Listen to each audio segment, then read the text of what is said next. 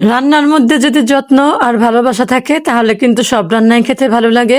আসসালামু আলাইকুম, কেমন আছেন সবাই? আশা করি ভালো আছেন। আলহামদুলিল্লাহ, আমিও ভালো আছি। আজকে দুপুরবেলা আমি খাসির মাংস রান্না করব অনেক মজা করে। তো ভিডিওটা দেখতে থাকুন, দেখতে দেখতে অবশ্যই ভালো লেগে যাবে। আমি ফ্রিজ থেকে মাংসটা বের করে নিয়েছি, বরফটা ছোট নিয়েছি আর সুন্দর করে পরিষ্কার করে নিয়েছি। আর খাসির মাংসের মধ্যে তো ছোট ছোট চুল থাকে, সেগুলো দেখে দেখে পরিষ্কার করে নিয়েছি। তারপর চুলায় আমি একটা হাঁড়ি বসে দিয়েছি। তারপর আমি পেঁয়াজ মরিচ সুন্দর করে ভেজে নিয়েছি। এখন আমি হলুদের গুঁড়া, মরিচের গুঁড়া, ধনিয়ার গুঁড়া, অল্প একটু জিরার গুঁড়া দিয়ে নিয়েছি। তারপর আমি একটু পানি দিয়ে সুন্দর করে মশলাটা কষিয়ে নেব। আর আমি আগেও বলেছি, আমি মাংস তরকারির মধ্যে বেশিরভাগ আমি কাঁচা মরিচও দিই, কারণ আমি শুকনা মরিচের ঝাল তেমন একটা খেতে পারি না। তো শুকনা মরিচও দিতে হয় অল্প করে, আর শুকনা মরিচের ঝালটাই কিন্তু খেতে ভালো লাগে। তো আমার গ্যাস্ট্রিকের সমস্যার জন্য আমি শুকনা মরিচটা একটু কম করে দেই, কাঁচা মরিচের পরিমাণটা একটু বেশি করে দিই। তো তারপর আমি পরিমাণ মতন একটু লবণ দিয়েছিলাম, লবণটা আগে দিতে ভুলে গিয়েছি। তারপর এখানে মশলাটা ভালোভাবে কষানো হয়ে গেলে আমি খাসির মাংসটা দিয়ে দিয়েছি। এখন খাসির মাংসটাও সুন্দর করে কষিয়ে নেব অনেকক্ষণ। আর এখানে আরেকটা সিক্রেট মশলা আছে, খাসির মাংস যখন হয়ে যাবে তখন সেই মশলাটা অ্যাড করে দেব। কি সেই সিক্রেট মশলা, এটা ভিডিওর লাস্টেই বলে দেব। তো যাই হোক, ভিডিওটা দেখতে থাকেন, অবশ্যই ভালো লাগবে। আর মাংস রান্নার কালারটা কিন্তু অনেক সুন্দর আসছে, দেখতে অনেক লোভনীয় লাগছে। কিছুক্ষণের জন্য ঢেকে দেব মাংসটা। তো এখানে আমি জাল কুমড়া ভাজি করেছি, আর ভাজিটা আসলে দেখাতে পারি নাই, কখন কাটলাম কখন ভাজি করলাম।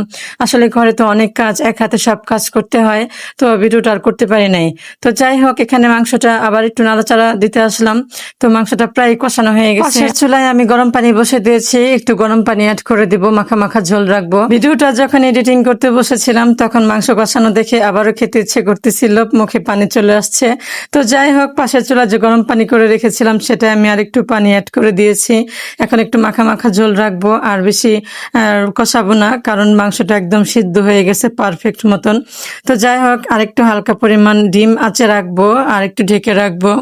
তো আমি অন্যান্য কাজগুলো করে নিচ্ছি রান্নার ফাঁকে ফাঁকে। তো ঘরে তো কাজের কোনো শেষ নাই, অনেক কাজ পড়েছিল ঘরে, তো সম্পূর্ণ ভিডিওটা দেখাতে পারি নাই।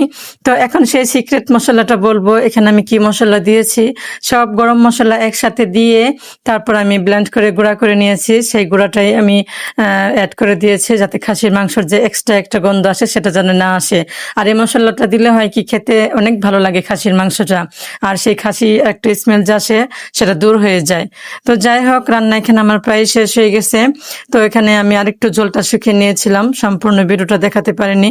আর এখানে আমি সব কাজ টাজ কমপ্লিট করে গোসল টুসল করে সবাইকে খাইয়ে এখন আমি খেতে বসেছি। আর চাল কুমড়া ভাজিটা কিন্তু অনেক মজা হয়েছিল। চাল কুমড়া ভাজি দিয়ে আগে আমি ভাত খেয়ে নিচ্ছি, তারপর এখানে আমি খাসির মাংসটা নিয়ে নিচ্ছি।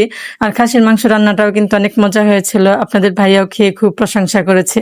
তো যাই হোক, আপনাদের ভাইয়া যখন খেয়ে প্রশংসা করে সেটা আমার কাছে অনেক ভালো লাগে। আর মাংসটা অনেক সিদ্ধ হয়েছে, নরম হয়েছে, সফট হয়েছিল, খেতে খুব ভালো লাগছিল। তো ভিডিওটা আর বড় করবো না, ভিডিওটা কেমন লাগলো অবশ্যই কমেন্টস করে জানাবেন। আজকে এখানে বিদায় নিচ্ছি, সবাই ভালো থাকবেন, সুস্থ থাকবেন, নিরাপদে থাকবেন, আর আমাদের সকলের জন্য দোয়া করবেন। আল্লাহ হাফিজ।